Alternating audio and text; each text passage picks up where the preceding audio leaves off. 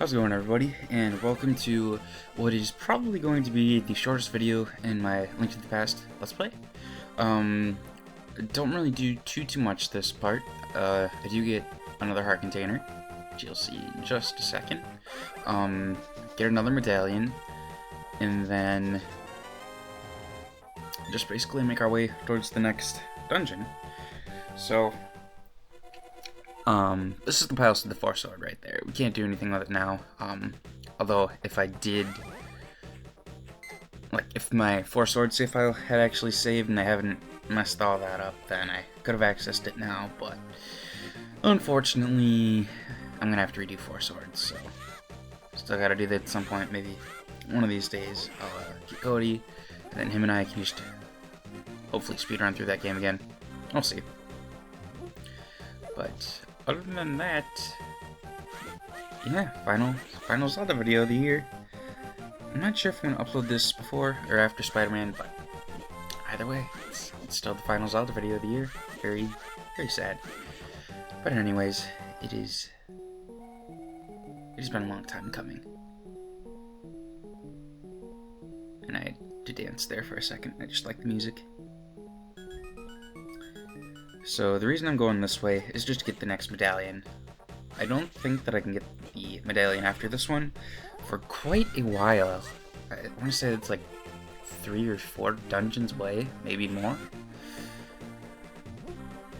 Because the way the Dark World works, at least at the start, is that you need the dungeon item to make your way like all around the Dark World. So we do have to kind of plan our routes, I suppose, because there is different little portals in the light world that'll take you to the dark world. You don't have to use the mirror, but they're kind of scarce. I don't think there's a ton, but there's still enough where you can kind of get around a little bit. But for the most part, traversing through the dark world is just going to be using our dark world items that we achieve. And for this next medallion, you can just throw anything in that little pond there, and then this little fish dude's gonna come up, and he's gonna give us our next medallion, which is cool, because I think this is the Quake Medallion, and it's basically like a little mini earthquake. So, I don't know how powerful it really is, though.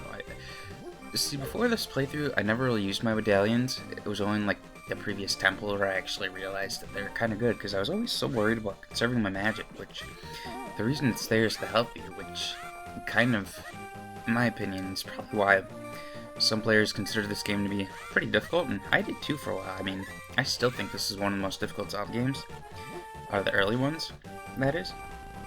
Well, even in general, it's a pretty difficult game, but I don't know, I never paid attention to the medallions. I just always tried to conserve all my magic, but had I not done that, I probably would have had a much easier time overall, so we're just going to see how the medallions do in this playthrough, and when opportune moments to use them might be.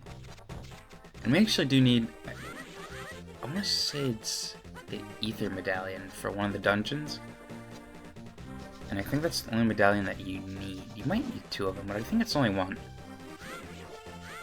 Either way, we got 2 of them out of the way, and I think we have the one that we need, but I'm not sure. So now what we're going to do is make our way to the next dungeon, which is the Dark Palace.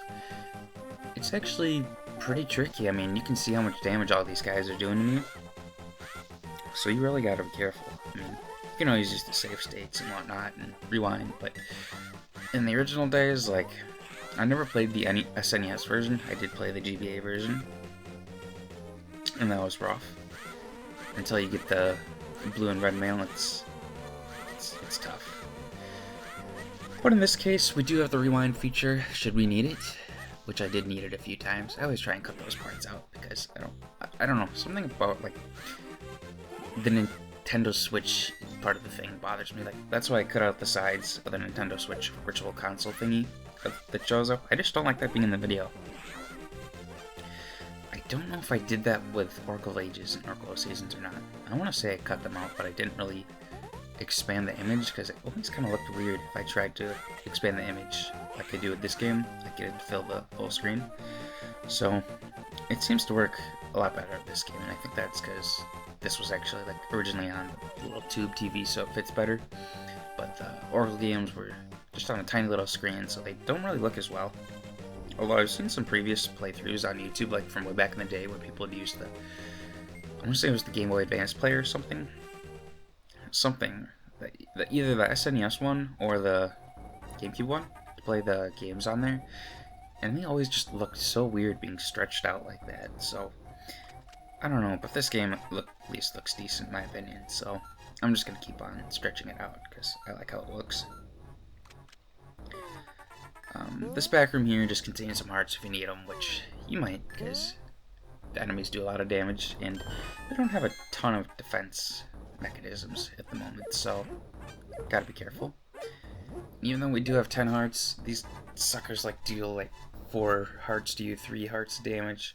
It's crazy, so getting the blue and the red mail are really kind of a priority, but unfortunately we can't get them in, so we gotta play the long game.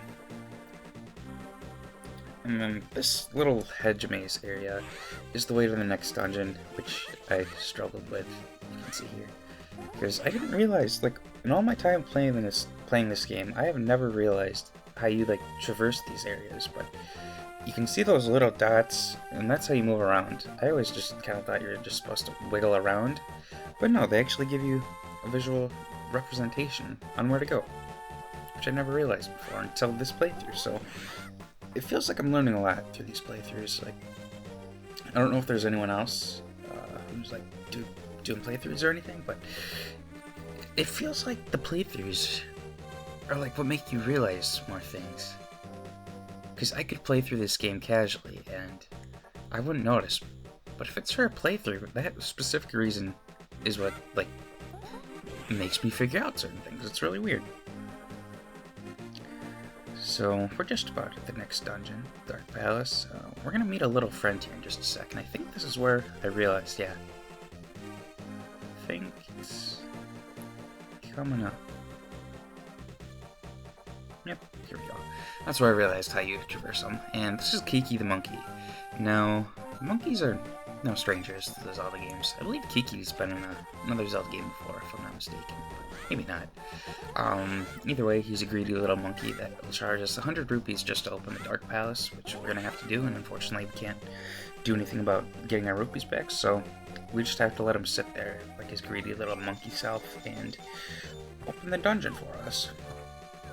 But that is gonna do it for this video. Next video we'll be going through the Dark Palace, and I hope you guys have a good rest of your year, even though there's only a few hours left. Thank you all for watching, and good night.